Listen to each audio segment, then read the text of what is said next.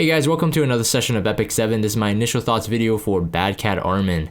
A bit late to this upload, and in fact I'm uploading on the day of her release, so it could be, players might not care about this, but if you are, interested in my thoughts on it, of course here it is. So anyway, she's the new 4-star ML, and although a lot of players are thinking like, I've heard both sides saying that she's as good as Angel of Light, which I don't believe so. But other people saying that she looks like trash, which I also don't think so. I think with her kit, she kind of alleviates the need, the weaknesses of someone like Bellion, while having almost all the benefits of Bellion in a fight currently in World Arena. This is my opinion though. We'll have to, of course, see. But I definitely think that she's viable. And, if you're not watching this video to figure out whether or not you want to pull for her, there's gonna be plenty of World Arena players that do it, but in my prediction is that she's actually gonna be pretty decent. That's just my thoughts. First things first, so we did see a preview of this a couple months ago. I think it was called the Hype Train trailer or something like that, and at that time I did say that, oh, this is probably ML Armin, but the dark version, and so we wouldn't be too surprised since there's the light Angelica, there's the dark Angelica. So it seems that this is going to be the thing. They're gonna run out of like the base characters to have the 4-star ML versions of, while also still, adding new 4-stars in other episodes. But it seems that the ML the creation or the output of the MLs is definitely quicker than the story would progress. And in fact, that even if the story progressed, they still had to pump out like an RGB version of a 4-star. So I feel that they're kind of behind on generating the unique RGB MLs, if you know what I mean, and then they're kind of going to repeat. So in that sense, if you are a player that is keeping these 4-stars, I think they're gonna retain more value in terms of like, pulling a dupe Crimson Armin, pulling a dupe of like Green Armin and stuff like that, and other 4-star character equivalents, of course, because I think it's just going to be the case. We're gonna see both dark and light versions of each 4-star. I kind of regret now like selling some of my Crimson Armins and even some of my Green Armins, like transmute them and stuff. So hopefully I have some if I get her, that is. Anyways, this is some of the concept art that we saw a couple months ago. Just previewing it here. Outside of that, let's talk about the actual stats in the character kit. So Bad Cat Armin is a warrior, so keep that in mind, and is an Ares warrior. The Ares warrior does have pretty good speed, as you can see there, 115 base speed. That's as fast as like, someone like Jay Kisei. Who else? Mui, I believe, is the same speed there. So this is relatively speaking, this is pretty good.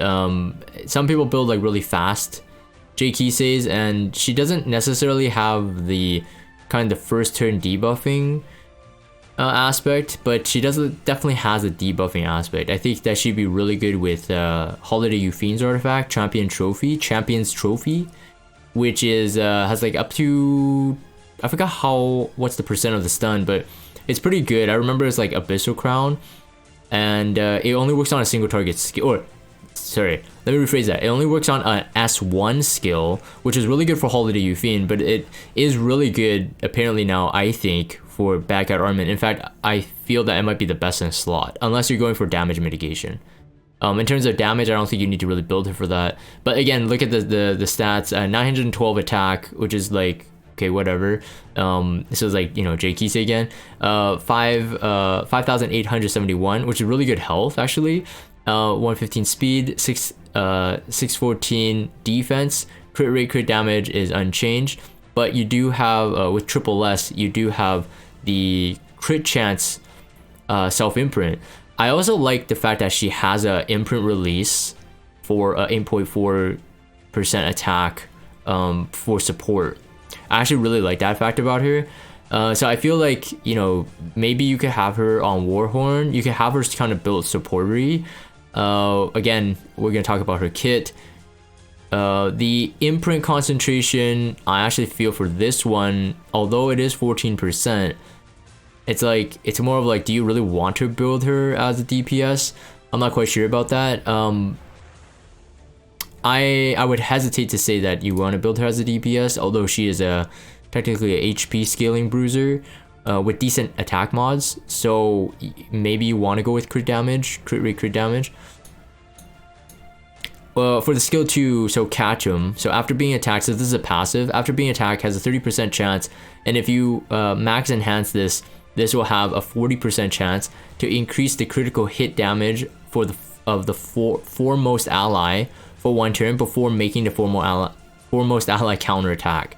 Cannot be triggered by extra attacks or counterattacks. So in terms of someone counterattacking into Bad Cat Armin, or an extra attack like a Rimuru, Artemis Shadow, Solitaria, you know, etc, etc. So you guys know what a extra attack is.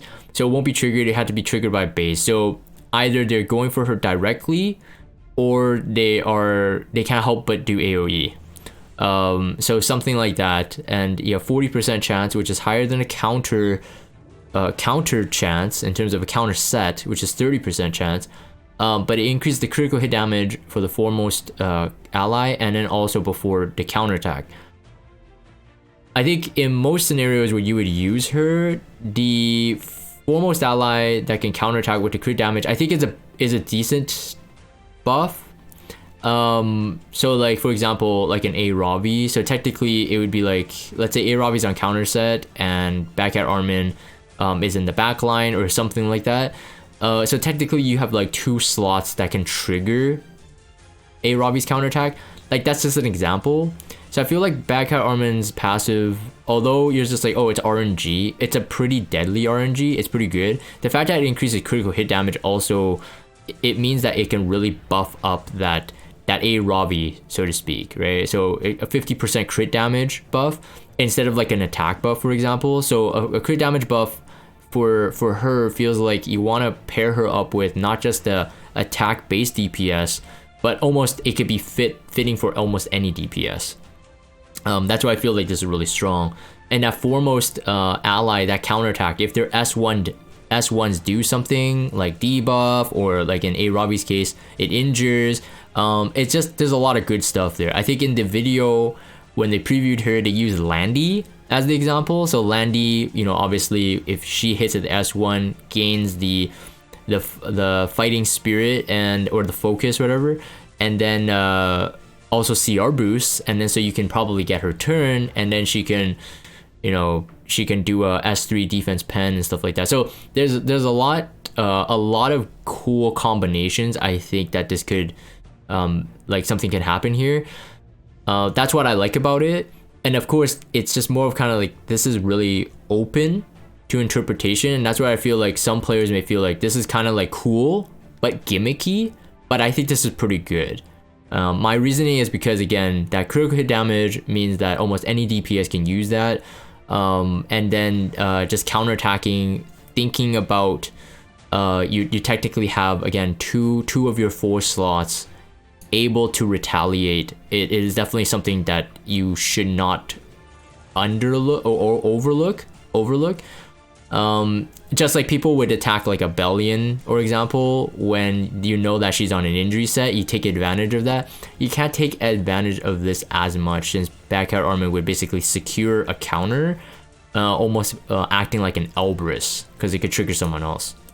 So S3 is this it? Nyahaha. I kind of wish that they wouldn't name their skills so ridiculous, so I don't have to actually read it.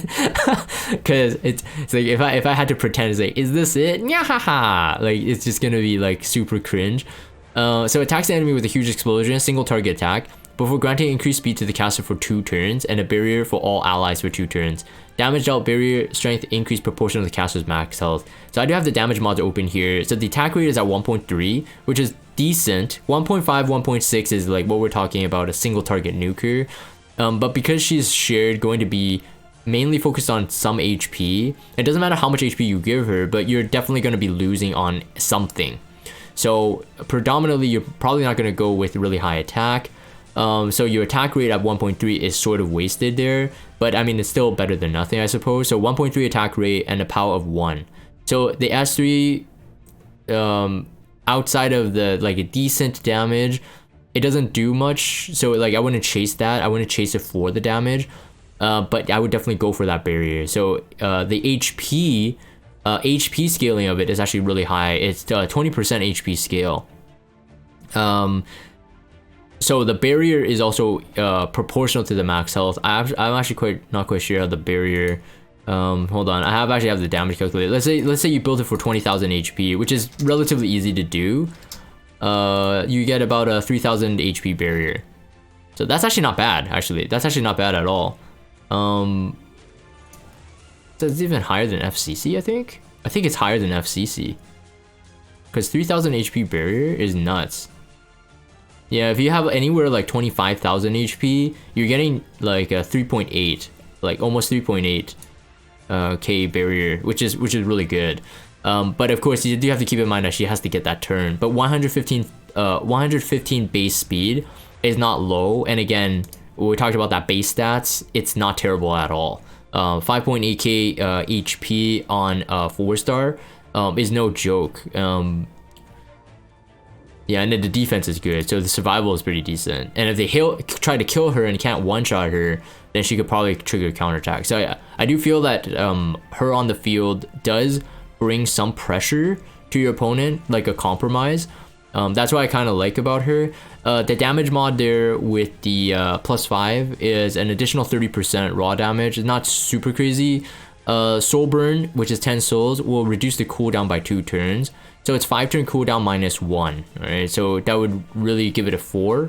And I don't know if you would have the Soul Burn right away, but if it is a 2-turn thing, then this barrier is pretty fat. She can technically work as some form of... I count barriers as a heal, but of course it's like a preemptive thing. So she can work as that kind of support. I kind of like that. And then the skill 1, I'll read the damage mods first. You can look at the raw damage again, it's another 30%. So she's not meant to be a high damage dealer. You can definitely see that. The attack rate is at 0.9 with a power of 1, and the HP scaling is a 6% HP scale. The attack rate and the POW is higher than a Bellion. Bellion is at about a 0.6, so she's almost getting 100% over a Bellion. Of course, her HP scaling on the S1 is lower than Bellion. Bellion is like a 9% S1, and then a 4% follow-up, I believe, and then 12% on the S3. It's all AoE, of course, on Bellion's case, but I don't think she's meant to be a Bellion. But the skill "Are You Ready" attacks the enemy with a giant shield, inflicting injuries. Alright, so first thing when I read that, I was like, okay, alright, let's see where this goes. Because remember, injury on S1 is not something... Like, it's something that was sought after A. Robbie, I believe. And Bellion was trying to... I would say Bellion SSB on injury set, or any AoE damage dealer on injury set, was only trying to do what A. Robbie did. But she does it for free in terms of you don't need an injury set. So this is why I kind of think like, okay, this is pretty good. So damage dealt increases proportionally to caster's max health. I read the mods. The severity of the injuries increases proportion of the damage dealt, and injuries decrease max health by target up to 5% every time the skill is used. So do notice that it is 5%. It is not, injury set is 6%. So you are losing 1% of that benefit, but it does come free with an S1. So in terms of like, you could put her on a speed set to turn cycle really quick. You could put her on, heck, revenge set for fun, I suppose. I don't even think that would be that bad, because revenge set, the thing about revenge set would be like, her HP could be low, but if she uses the fat barrier, she would technically have quote unquote high HP, right, for a time, but her HP remains low, so she gets the benefit of the injury, which is kind of cool as well. Not injury, revenge. Did I say injury? Revenge set, that's what I was talking about. So I don't have a good revenge set, but it's something that I would probably consider, thinking that my default would probably be a speed set. So like, if I go speed set, why not revenge set, again with the interplay of the barrier. 5% of skill used, and when used on the caster's turn, Are You Ready changes into an attack that targets all enemies. Now this was the thing that was like, oh, what, like, this reminds me of someone, Holiday Euphine, right? So Holiday Euphine on Champions Trophy, like, it doesn't really do much, but just imagine if Bad Card Armin was in a decent team that had decent survival, like a couple turns of this, and with possibly stun, with the from the champion trophy, this would be pretty annoying to deal with. So the change attack does not trigger a dual attack. So once she is on her turn, when you do the S1, you can never draw a dual attack. You can never bring someone into a dual attack. If she's the one brought into a dual attack, of course, it means that her S1 becomes a single target skill. It would still have the injury. It would still be able to proc Champion's Trophy, assuming that you are using that. So yeah, outside of that, I think she's very straightforward. Like I said, I don't think that she's so deep that it would be like hard to figure out if she's usable. I definitely think that I feel that she is usable. With the self crit rate imprint, with the attack imprint release, I feel that she can be made with different thoughts in mind. Of course, with Champion's Trophy on the table as well, like could you spare some into the effectiveness? I think probably. With the attack rate like pretty decent, with the 30% raw damage on the S1, you probably don't even need that much crit rate or crit damage in order to inflict the injury. That's presuming that they don't have a barrier. So I feel like overall she's pretty cool. The S2 is where I feel that she has a lot of potential for exploration, just because like, you know, there's so many heroes, like maybe stuff that will come in the future as well that would just be like work really well with this.